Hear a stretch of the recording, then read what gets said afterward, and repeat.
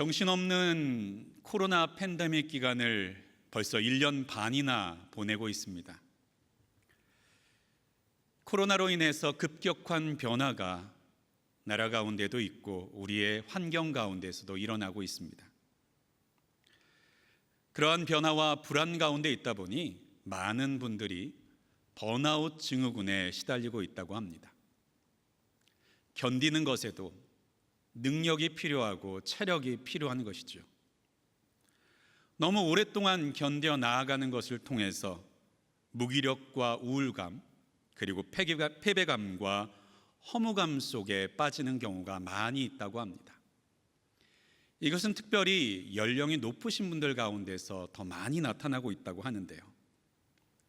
이러한 번아웃 증후군에 빠져 있다 보면 시간이 어떻게 지나갔는지 알지 못할 만큼 순식간에 우리의 시간들이 지나가고 맙니다.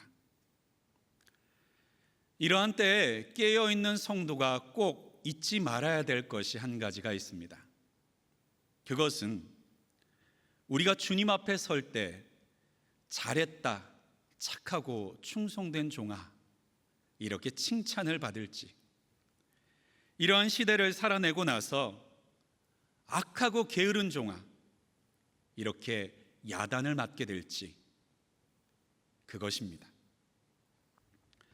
우리가 하나님 앞에 서게 되는 날이 온다는 것은 부정할 수 없는 사실입니다. 또 한 가지 안타까운 사실은 모든 성도들이 같은 시대, 같은 시간을 보내고 있지만 하나님의 평가가 똑같지 않을 것이라는 것이죠. 어떤 성도님들은 주님께서 평가하실 때 이 시계를 보내면서 잘하였다, 착하고 충성된 종아라고 칭찬을 받을 것이고, 어떤 성도님들에게는 악하고 게으른 종아라는 야단을 맞게 될 것이 틀림없습니다. 오늘 본문은 달란트 비유라고 불리는 비유입니다. 달란트라고 하는 것은 본래 저울을 재는 단위입니다. 제가 어렸을 때 주일학교를 다닐 때면 예배에 참석하면 한 달란트를 주셨습니다. 그런데 이 한 달란트는 몇 달 뒤 달란트 시장이 시작되면 떡볶이 한 그릇 얻어먹기도 힘든 가치 없는 것이었습니다만, 이 1달란트는 당시에 20kg을 재는 무게의 단위였다는 것이죠. 그래서 금 1달란트라는 것은 당시 화폐의 단위로 9만 드라크마, 1드라크마가 노동자의 하루 품삯이었던 때였으니까요, 지금 우리의 화폐로 환산하면 수십억 원의 가치가 있는 것이 바로 한 달란트였습니다. 본문에서는 한 주인이 외국에 다녀올 동안 자기의 소유를 종들에게 맡깁니다. 한 사람에게는 금 10달란트를, 한 사람에게는 2달란트를, 한 사람에게는 1달란트를 맡깁니다. 고대의 재상가나 귀족들 중에서는 종종 종이나 소작인에게 자신의 재산을 맡기는 경우가 있었습니다. 재산을 맡은 사람은 그것을 자본금으로 해서 나중에 원금과 이자를 돌려주고 남은 것을 자기가 가질 수가 있었습니다. 오늘 본문의 종들에게 있어서는 특별한 은혜, 특별한 기회가 생긴 것이죠. 돌아오는 주인의 여정은 아마도 꽤 오래 걸렸던 것 같습니다. 19절에 있는 말씀에 보면 이렇게 나와 있습니다. 오랜 후에 그 종들의 주인이 돌아와 그들과 결산할세. 지금은 비행기로도 몇 시간이면 어느 곳이나 갈 수 있지만, 당시에는 교통이나 통신이 지금과 비교할 수 없을 만큼 불편했던 시대였기 때문에 한번 외국으로 떠나면 수개월 또는 수년이 걸리는 경우도 허다했습니다. 정확하게 돌아오는 때를 기약하기도 어려웠고, 바다를 거칠 때에는 사도 바울이 겪었던 것처럼 광풍을 만나 배가 파손되는 일들도 자주 있었습니다. 그러나 종들에게 있어서 분명한 한 가지 사실은 주인이 돌아왔을 때 결산해야 된다라고 하는 사실이었습니다. 성경에는 비유들이 참 많은데요, 비유란 어떤 추상적인 사실들을 듣는 사람에게 익숙하고 구체적인 이야기나 이미지로 빗대어서 표현하는 방법입니다. 그렇다면 달란트의 비유도 우리에게 무언가를 빗대어 설명해 주고 싶기 때문에 이 이야기를 들려주고 계시는 것일 텐데요, 어떤 이야기를 하고 싶으신 것일까요? 이 설교를 듣고 계시는 분들 가운데 돈을 싫어하시는 분이 계십니까? 자본주의 사회를 살다 보면 돈에 관심이 많다 보니 이 비유를 접할 때에도 종들이 장사하여서 남겼던 돈에 주목하게 되는 경우가 많이 있습니다. 그래서 착하고 충성된 종이라는 것을 많은 것을 남긴 사람이라고 생각하게 되는 것이죠. 그래서 우리는 이 말씀을 읽고 이 땅에서 많은 것을 남기는 사람이 되자라고 적용하기도 합니다. 그런데 본문을 잘 살펴보면 많이 남기는 것을 주제라고 하기엔 주인의 말에서 이상한 점을 발견할 수 있습니다. 5달란트를 남긴 종에게나 2달란트를 남긴 종에게나 똑같은 칭찬을 하고 있기 때문입니다. 마태복음 25장 21절에 있는 말씀을 한번 보겠습니다. 그 주인이 이르되 잘하였도다 착하고 충성된 종아, 내가 적은 일에 충성하였음에 내가 많은 것을 내게 맡기리니 내 주인의 즐거움에 참여할지어다. 이것은 2달란트 받은 종에게 하신 말씀과 글자 하나 틀리지 않는 똑같은 표현입니다. 게다가 주인은 그들이 남기었던 5달란트와 2달란트나 되는 어마어마한 재산을 적은 것이라고 표현하고 있습니다. 21절을 다시 한번 볼까요? 그 주인이 이르되 잘하였도다 착하고 충성된 종아, 내가 적은 일에 충성하였음에. 이것을 보면 주인은 돈에 연연하지 않는 사람인 것 같습니다. 비슷한 비유인 누가복음의 문화의 비유를 보면 이 주인은 왕위를 받기 위해 타국으로 떠났던 사람으로 비유하고 있습니다. 주인의 관심은 종들이 남겼던 이익이 아니라 주인으로부터 받은 명령과 사명을 감당하는 순종에 주목하고 있다는 사실입니다. 주인에게 있어서 중요한 것은 돈을 얼마 남겼느냐가 아니라 우리가 크게 보는 달란트가 아니라 자신의 말을 순종한 사람에게 주목하고 계시다는 것이죠. 하나님께서도 이 종들에게와 같이 우리에게 많은 것들을 맡기시고 또한 맡기셨습니다. 우리는 이 땅의 가치를 따라 효율성과 합리성, 가능성 등을 따지면서 일을 합니다. 보다 많은 것들을 남기려고 하고 보다 높은 위치에 오르려고 합니다.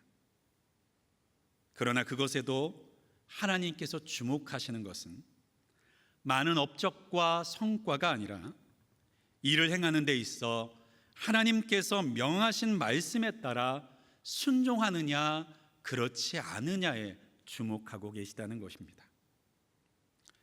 이러한 하나님의 마음을 사무엘상 15장 22절에는 이렇게 설명하고 있는데요, 사무엘이 이르되 여호와께서 번제와 다른 제사를 그의 목소리를 청종하는 것을 좋아하심같이 좋아하시겠나이까.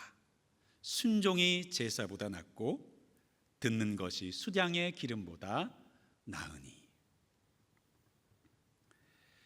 자, 그렇다면 이 달란트의 비유를 통해서 이제 말씀하신 대로 잘 순종하자라고 적용하면 되는 것일까요? 하나님께서 말씀하신 것을 잘 순종하는 것이 그저 듣고 우리가 하기만 하면 되는 것이라면, 그렇게 간단하고 쉬운 것이었다면 성경은 의인들의 이야기로 가득 차 있었을 것입니다. 그러나 성경은 온전한 삶을 살아간 의인들의 모습보다는 실수와 허물을 반복했던 죄인들의 이야기가 더 많이 기록되어 있습니다. 한 달란트 받아서 땅에 묻어놓고 주인으로부터 무익한 종이라고 분노와 야단을 맞았던 종을 그저 게으른 사람이어서, 무능한 사람이어서, 나쁜 사람이어서 그래였다라고 말해버린다면 우리는 납득하기가 쉽고 이해하기는 쉽겠지만, 우리들 중 누구도 이 한 달란트 받은 종의 모습으로부터 자유로울 수 없다는 사실을 우리의 삶 속에서 깨닫게 되었을 때에는 우리의 문제는 어떻게 하면 이러한 무능한 종이 되지 않을 수 있을까에 초점을 맞추게 될 것입니다. 왜냐하면 누구나 충성된 종이 되고 싶기 때문입니다. 한 달란트 받은 종 또한 인정받고 싶지 않았겠습니까? 주인으로부터 칭찬받고 싶지 않았던 사람이었겠습니까? 무익한 종도 자신이 무익한 종이라고 평가받고 싶지 않았을 것이고, 야단을 맞고 내어쫓기며 이를 갈고 싶지 않았던 사람이었음에는 분명했을 것입니다. 우리들 가운데서도 하나님의 뜻대로 살아가고 싶지 않은 사람이 한 사람인들 있겠습니까? 하나님께 인정받고 싶지 않은 사람이 한 사람이라도 있겠습니까만, 그럼에도 불구하고 우리는 열매로 그것을 보여드리고 있습니까? 마태복음 7장 18절에서 20절에 있는 말씀에 보면 이와 같은 말씀이 있습니다. 함께 읽겠습니다. 좋은 나무가 나쁜 열매를 맺을 수 없고 못된 나무가 아름다운 열매를 맺을 수 없느니라. 이러므로 그들의 열매로 그들을 알리라. 좋은 열매라는 것은 어쩌다 한번 하는 선행이 아닙니다. 좋은 열매라고 하는 것은 어쩌다 우연히 맞아떨어진 하나님께 드리는 특별한 순종과 기적이 아닙니다. 열매는 계속 나오는 것이고 계속 맺어지는 것입니다. 이러한 열매를 맺을 수 있는 이유가 무엇이라고 방금 마태복음에서 말씀하고 계십니까? 좋은 나무가 좋은 열매를 맺는다고 말하죠. 그렇습니다. 우리는 우리의 한 번 한 번의 행동에 주목하고 있을 때가 아니라 바로 우리의 나무, 우리가 하나님의 뜻을 따라 행하는 우리의 영적인 상태가 어떤 상태인지를 점검하고 진단하고 수술하는 것을 통해서만 하나님이 기대하시는 열매, 하나님이 원하시는 가치를 올려드릴 수 있다라고 하는 것이죠. 마치 의사가 환자를 치료하는 데 있어서 아픈 부위에 반창고만 붙여주면 되는 것이 아니라 문제가 있는 부분이 있으면 그 부분을 제거하고 때로는 도려내고 그것을 정상적인 수치로 만들어야만 그 건강이 유지될 수 있는 것처럼 우리의 신앙생활도 그저 열심히 제대로 행동하는 것에만 초점 맞추는 것이 아니라 우리의 영적인 상태, 우리의 삶의 습관이 어떻게 되어 있는지를 점검하고 수술하지 않는다면 우리는 영영 좋은 열매를 맺는 나무가 되기 어려울 것입니다. 그렇다면 무익한 종이 되지 않기 위해서 우리는 어떤 영적인 습관과 상태를 갖고 살아가야만 하는 것일까요? 그것을 오늘 무익한 종의 일을 통해서, 무익한 종의 예를 통해서 한번 찾아보기를 원합니다. 첫 번째, 무익한 종이 되었던 이유는 감추어 두었기 때문입니다. 주인으로부터 5달란트와 2달란트를 받았던 종들은 그 말을 듣고 달란트를 받자마자 즉시 가서 주인의 명령에 따라 장사를 시작했습니다. 주인의 것을 사용하기 시작했던 것이죠. 그것은 보존하는 것이 아니라 사용하는 것이었습니다. 쓰는 것이었습니다. 소모되는 것이었습니다. 그런데 1달란트 받은 종은 다른 행동을 선택했습니다. 오늘 본문 18절에 있는 말씀인데요, 함께 읽겠습니다. 1달란트 받은 자는 가서 땅을 파고 그 주인의 돈을 감추어 두었더니. 우리가 보통 무언가를 감출 때에는 왜 감추게 되는 것일까요? 첫 번째는 부끄러워하기 때문입니다. 한 달란트 받았던 종은 주인을 자랑스러워하지 않았던 것 같습니다. 그래서 주인에 대해서 굳은 사람이라는 평가를 하고 있습니다. 이 굳은 사람이라는 것은 무자비한 사람, 몰인정한 사람, 수존노 등을 가리키는 표현이었습니다. 그래서 주인으로부터 받은 것도 자랑스럽게 여기지 못했던 것 같습니다. 그래서 그는 땅을 파고 묻어두었습니다. 우리는 종종 SNS를 보다 보면요, 유명인들과 사진을 찍고 그것을 자랑스럽게 올려두신 분들을 찾아보게 되곤 합니다. 때때로는 자신들의 자녀나 손주들의 사진을 올려두시는 분들도 많이 있습니다. 이와 같은 것들을 왜 올려둘까요? 사진을 찍은 그 사람들을 사랑하기 때문이고 자랑스럽게 여기기 때문입니다. 다른 사람들은 그렇게 여기지 않을지라도 내가 예쁘고 귀엽고 사랑스러운 우리의 자녀들과 우리의 손주들이 너무나도 자랑하고 싶어서 견딜 수가 없기 때문입니다. 그래서 많은 권사님들은 손주들을 자랑하는 다른 권사님들을 보실 때마다 돈을 내고 자랑하라고 농담 삼아 말씀하시기도 하더라고요. 그렇습니다. 돈을 내면서라도 자랑하고 싶은 것이 내가 자랑스러워하는 사람, 내가 사랑하는 사람입니다. 그런데 저는 학창 시절에 예배를 드리기 위해서 교회에 갈 때면 성경책을 들고 다니는 것을 부끄러워할 때가 있었습니다. 보통은 대중교통을 타고 교회를 가야만 했는데요, 그래서 가방 안에 넣어두곤 했습니다. 성경을 일부러 들고 다니는 것이 내가 그리스도인이라는 것을 너무 유별나게 드러내는 것 같다고 생각되었기 때문입니다. 그리고 당시에는 제 친구들이나 사회적인 분위기에 교회에 대한 비판이 여전했기 때문에 그랬던 것 같습니다. 그러던 중에 저는 성경을 읽다가 제 마음을 털컥 내려앉게 만드는 한 구절을 읽게 되었습니다. 바로 마태복음 10장 32절부터 33절까지의 말씀인데요, 우리 함께 읽어보겠습니다. 누구든지 사람 앞에서 나를 시인하면 나도 하늘에 계신 내 아버지 앞에서 그를 시인할 것이요, 누구든지 사람 앞에서 나를 부인하면 나도 하늘에 계신 내 아버지 앞에서 그를 부인하리라. 제가 정말 주님을 자랑스럽게 여겼다면, 다른 사람의 어떤 말보다도 주님의 말씀을 가장 중요한 것으로 여기며 사는 사람이었다면, 저는 성경책을 감추는 자가 아니요 주를 숨기는 자가 되지 않았을 것입니다. 감추어 둘 수 없었을 것입니다. 드러낼 수밖에 없었을 것입니다.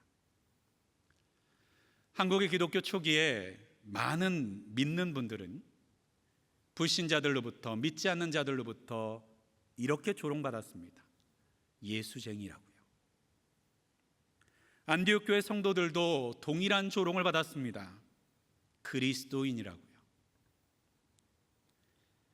그들에게 있어서 다른 사람들의 조롱과 다른 사람들의 핍박과 여러 가지 부정적인 말 속에서도 예수 그리스도를 믿고 구원받은 그들에게 있어서 주님은 자랑할 수밖에 없는 분이셨고, 그 입술에서 고백할 수밖에 없는 분이셨고, 다른 사람에게 내가 이분을 안다고, 이분이 내게 만나주셨다고, 이분이 나를 구원해 주셨다고 말할 수밖에 없었던 것이죠.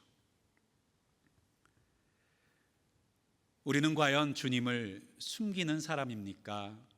드러낼 수밖에 없어 하는 사람입니까? 두 번째는 편하고 싶기 때문입니다. 저는 저를 목사로 불러주신 하나님께 감사합니다. 그러나 때때로 이렇게 하나님께 질문합니다. 하나님, 왜 저를 목사로 부르셨어요?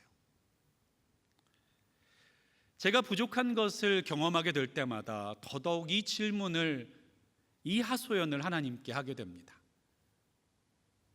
제 설교가 부족할 때마다, 신방을 할 때 문제가 있는 성도들의 문제를 해결해 드릴 수 없는 막막한 상황에 처할 때마다, 사랑하는 성도님들과 열심히 신앙생활 하시는 분들에게 찾아온 어려움과 고난을 맞닥뜨리고 들을 때마다 아무것도 해드릴 수 없는 제 자신을 볼 때 이러한 질문을 하나님께 하게 됩니다.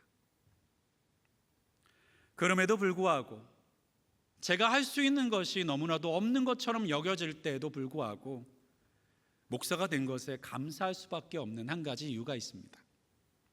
그것은 제가 목사가 되었기 때문에 마음대로 살지 않을 수 있게 되었다는 것입니다. 내게 맡겨진 사명으로부터 편하고 싶은 영적인 게으름은 우리로 하여금 우리의 신분을 감추는 자로 만들어갑니다. 그 신분에 걸맞는 행동을 하고 싶지 않고 편안하고 싶은 우리의 마음은 우리가 어떤 사람인지를 다른 사람들 앞에서 말하고 싶지 않은 생각을 갖게 합니다. 그러나 우리는 이것을 기억해야 합니다. 성도는요, 예수 이름의 권세를 사용하지 않고는, 말씀의 능력을 사용하지 않고는, 기도의 능력을 사용하지 않고는 성도로 살아갈 수 없는 존재라는 것입니다. 주님께서도 왜 우리에게 이와 같은 능력을 허락하셨는지에 대해서 마태복음 10장 16절에 이렇게 설명해 주고 계십니다. 함께 읽겠습니다. 보라, 내가 너희를 보냄이 양을 이리 가운데로 보냄과 같도다. 우리 주님께서는 우리를 보내시는 그곳이 어떠한 곳인지를 알고 계셨습니다. 젖과 꿀이 흐르는 축복된 땅만이 아니라는 것을 알고 계셨고, 우리를 환영하는 곳이 아니라는 것을 알고 계셨습니다. 그래서 우리에게 능력을 주셨습니다. 그런데 사탄은 우리에게, 주님이 우리에게 주신 이 능력을 사용하지 못하도록 혈안이 되어 있습니다. 그래서 내가 할 수 있는 것만 하게 합니다. 내가 할 수 없다고 생각하는 것을 시도하지 않도록 만듭니다. 내 생각이라는 울타리에 갇혀서 성령의 사역을 제한하도록 만듭니다.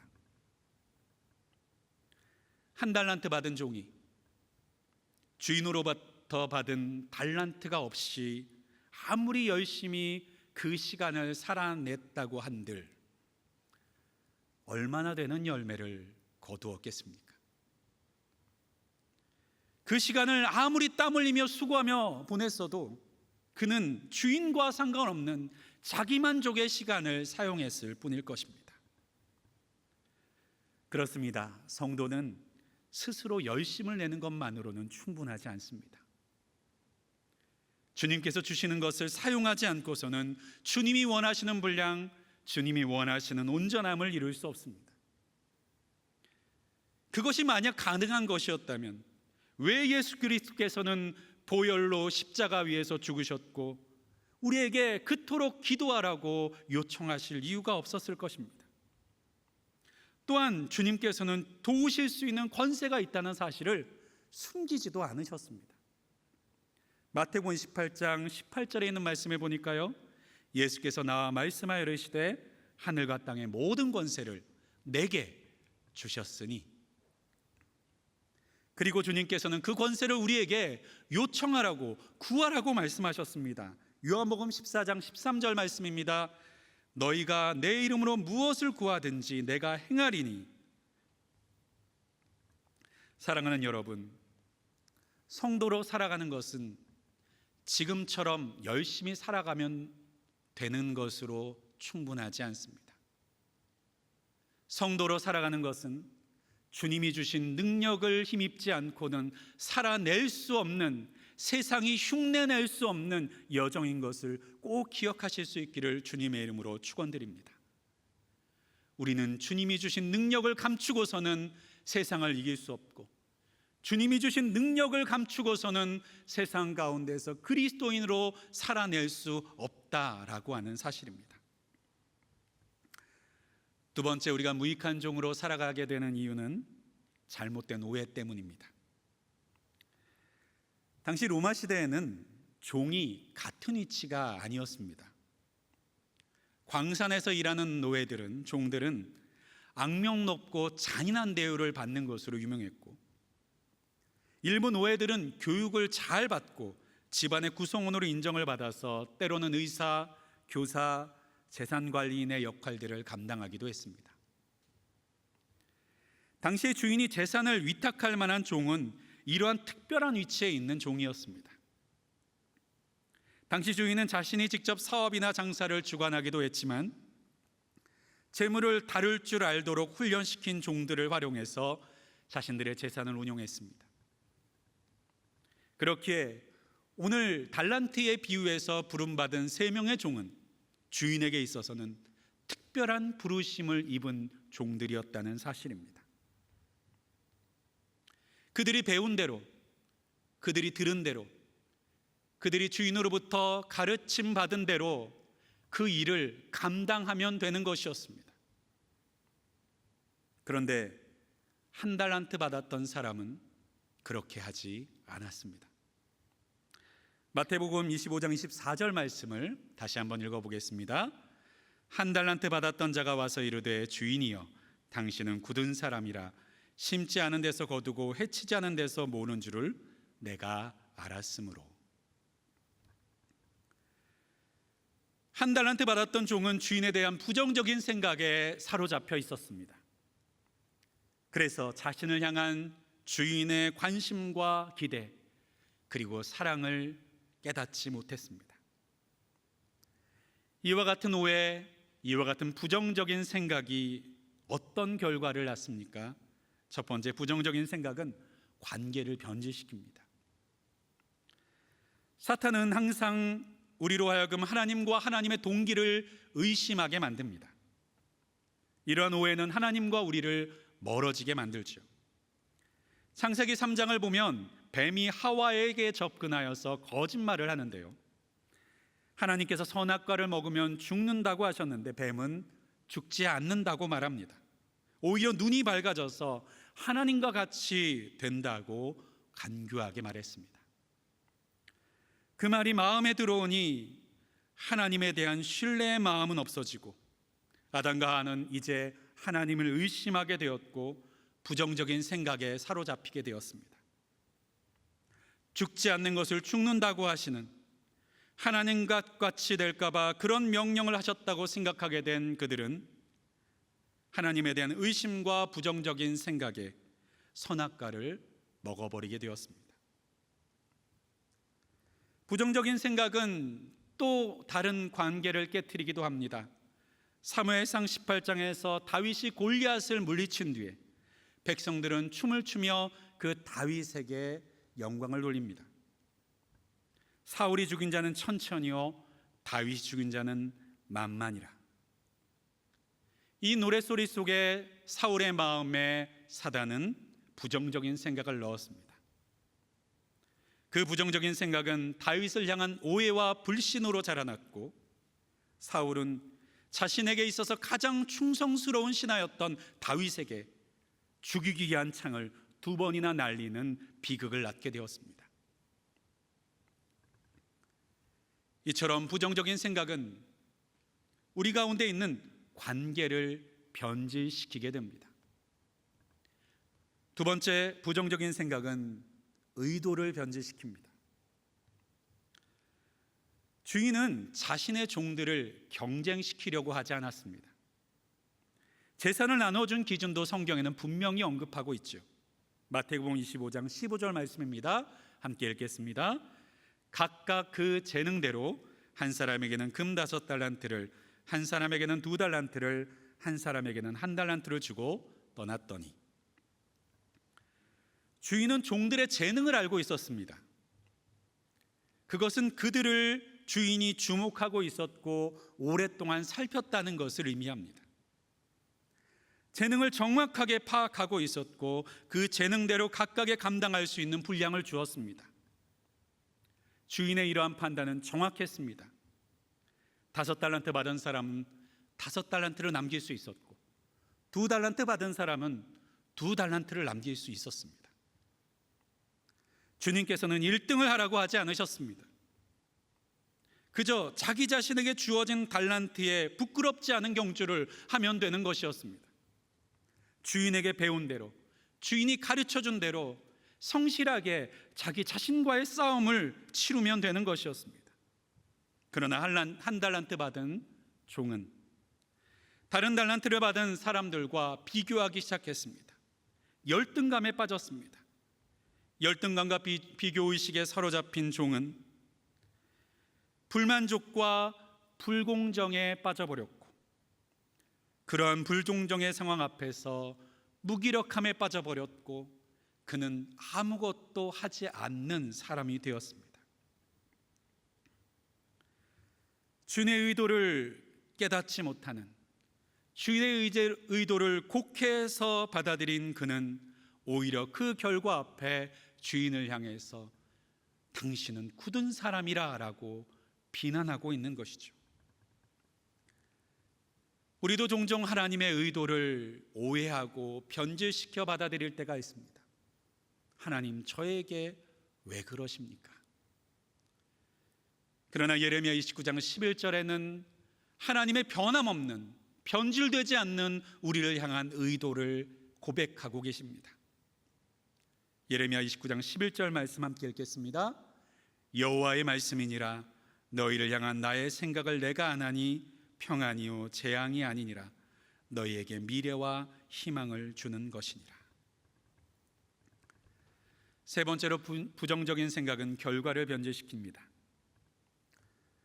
21절에 있는 말씀에 보면 5달란트 받은 사람과 2달란트 받은 사람에게는 많은 것을 내게 맡기리니 내 주인의 즐거움에 참여할지어다 라고 칭찬하고 있습니다. 주인은 소중한 재산을 맡겼을 뿐만 아니라 그들이 상상할 수 없었던 더 큰 것을 맡기겠다고 말하고 있는 것이죠. 누가복음에서는 이 더 큰 것의 정체를 이렇게 말하고 있습니다. 누가복음 19장 17절에 보면요, 10고울의 권세를 차지하리라. 10고울의 권세를 차지하리라. 종이었던 그들에게 자신의 통치권을 양도했던 것입니다. 주인의 잔치상에 동석할 영광 또한 주었습니다. 이것이 어떤 것이냐면요, 당시의 종은 주인이 식사를 할 때는 함께 식사할 수가 없었습니다. 동석한다는 것은 그를 동등한 대우의 상대방으로 인정한다라고 하는 뜻이고, 잔치상에 주인과 함께 동석한다는 것은 더 이상 그를 종으로 여기지 않겠다라고 하는 말이죠. 이미 성경에서 하나님께서는 피조물에 불과한 아브라함을 믿음에 따라 세우시고 그를 나의 친구라고 부르셨습니다. 야고보서 2장 23절에 있는 말씀에 보면요, 이에 성경에 이른 바 아브라함이 하나님을 믿으니 이것을 의로 여기셨다는 말씀이 이루어졌고 그는 하나님의 벗이라 칭함을 받았나니. 예수님께서도 동일한 약속을 하고 계신데요, 요한복음 15장 14절부터 15절에 있는 말씀 우리 한번 함께 읽어보겠습니다. 너희는 내가 명하는 대로 행하면 곧 나의 친구라. 이제부터는 너희를 종이라 하지 아니하리니 종은 주인이 하는 것을 알지 못함이라. 너희를 친구라 하였노니 내가 내 아버지께 들은 것을 다 너희에게 알게 하였습니다. 주인은 종에게 종이라 여기지 않을 기회를 주었고 종이라 여기지 않기 위해서 이 일을 맡겼습니다.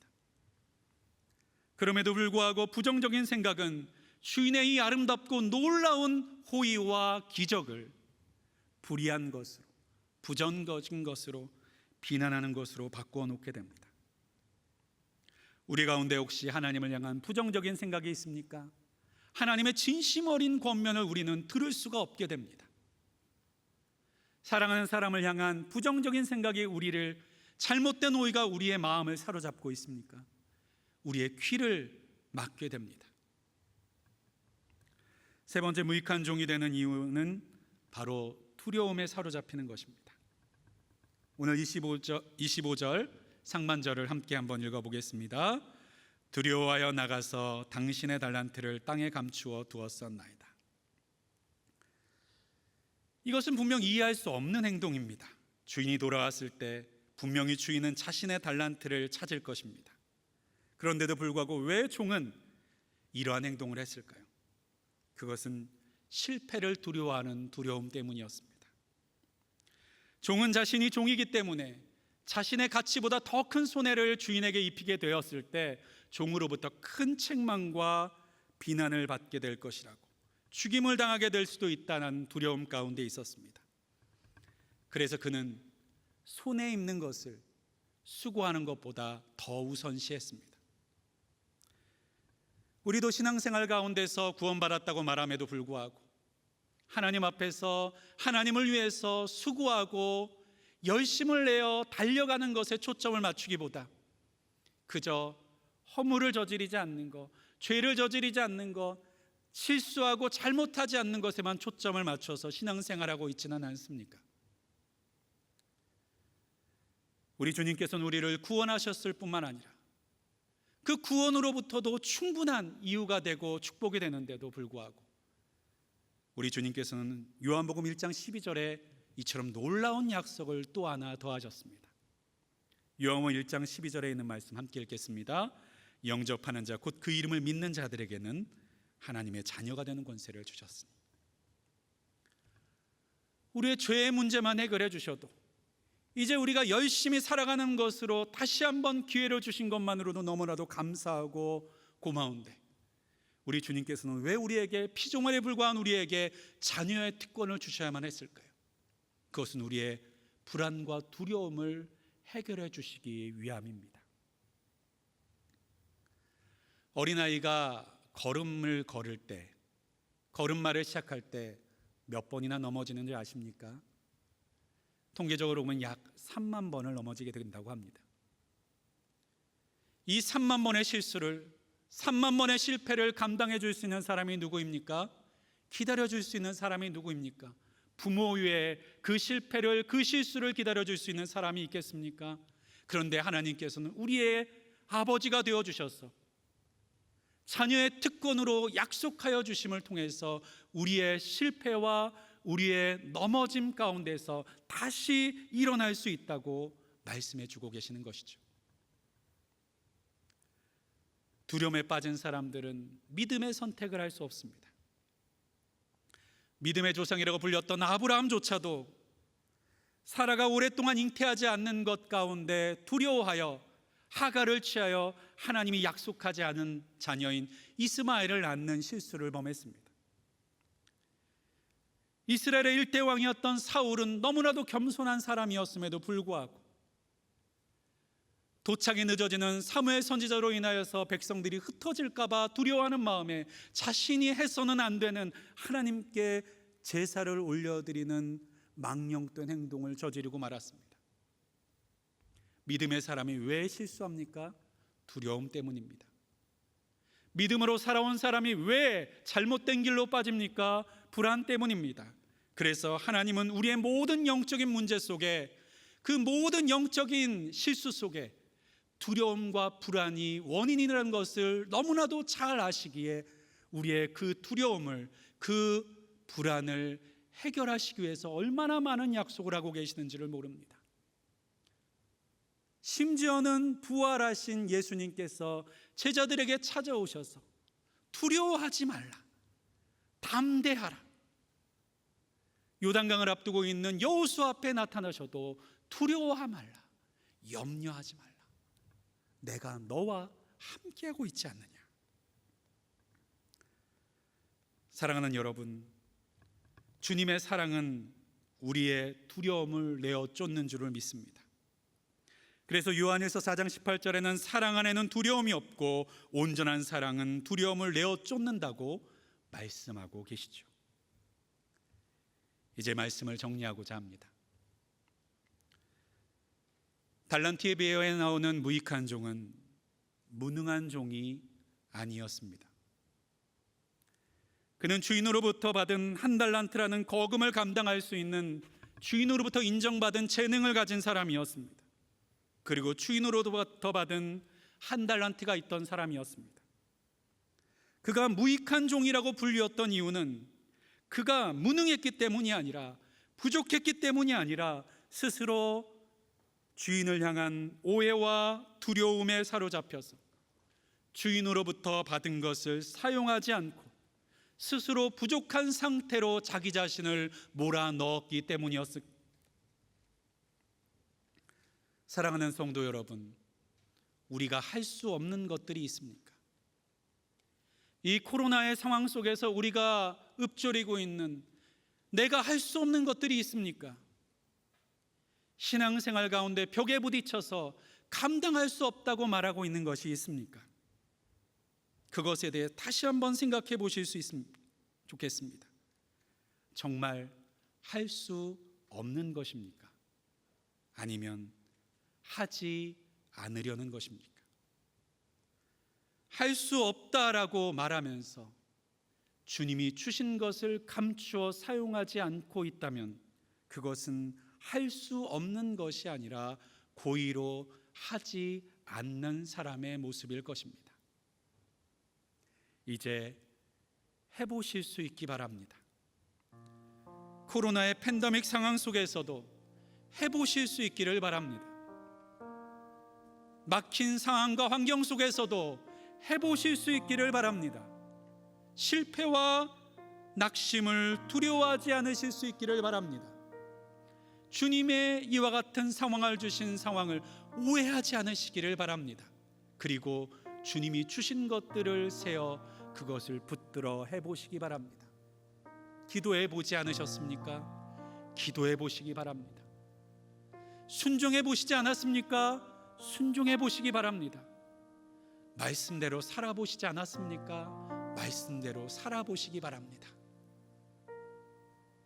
그러면 우리는 우리가 할 수 있는 것이, 주님 안에서 할 수 있는 것이 많다는 것을 발견하게 될 줄 믿습니다.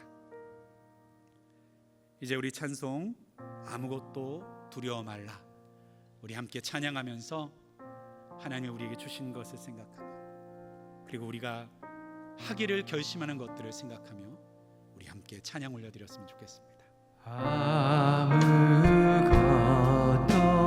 두려워 말라. 주 나의 하나님이 지켜주시네. 놀라지 마라, 겁내지 마라. 주님 나를 지켜주시네. 다시 한번 아무것도 두려워 말라.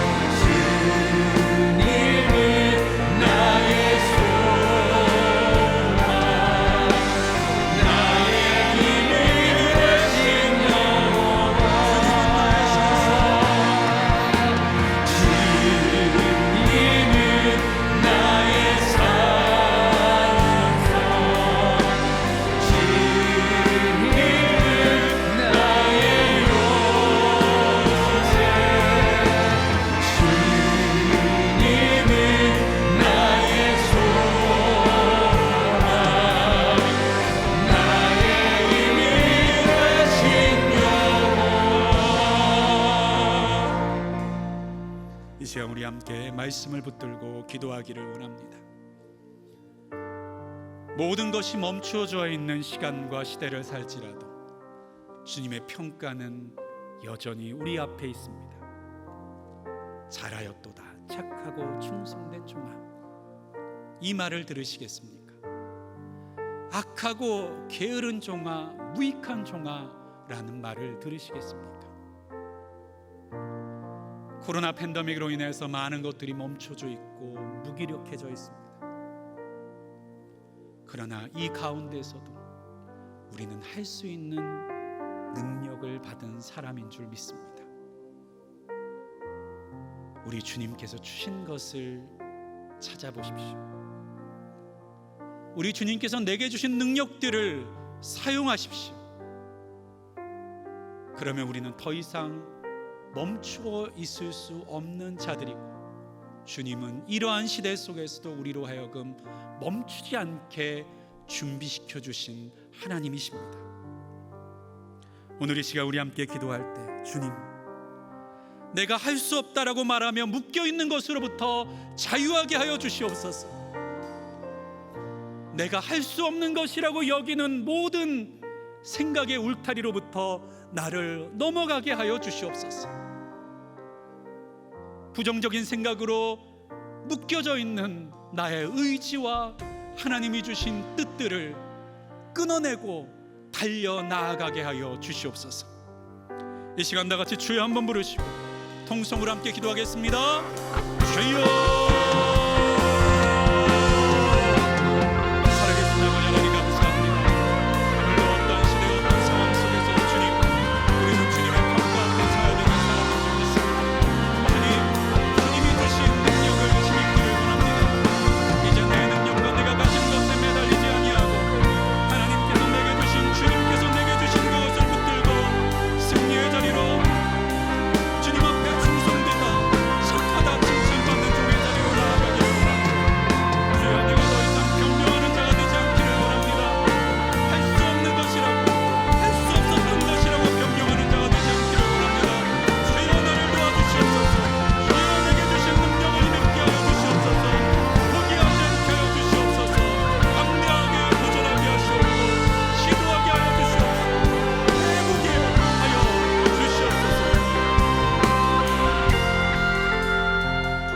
기도하기를 원합니다. 우리 코로나 세대 가운데서도 옳은 교회가 하나님이 주신 사명 앞에 멈추어져 있지 않게 하여 주시옵소서. 기도해 주시고, 또 오늘 김원호 담임 목사님 그리고 또한 주신 비전, 이 세대 가운데, 무기력해진 세대 가운데 다시 한번 새로운 대안을 제시하는 교회가 될 수 있도록 도와달라고, 이 시간 다시 한번 주여 한번 부르시고 통성으로 기도하겠습니다. 주여,